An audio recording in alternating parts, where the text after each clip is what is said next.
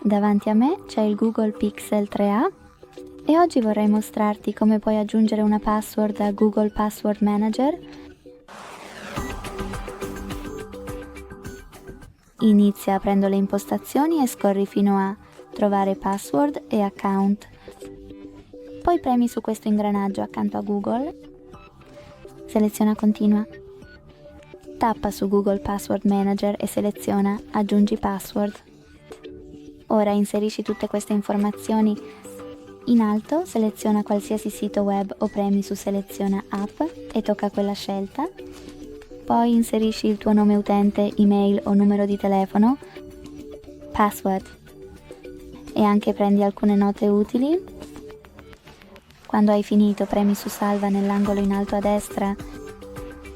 Grazie mille per aver guardato, se ti è piaciuto questo video lascia un like, commenta e iscriviti.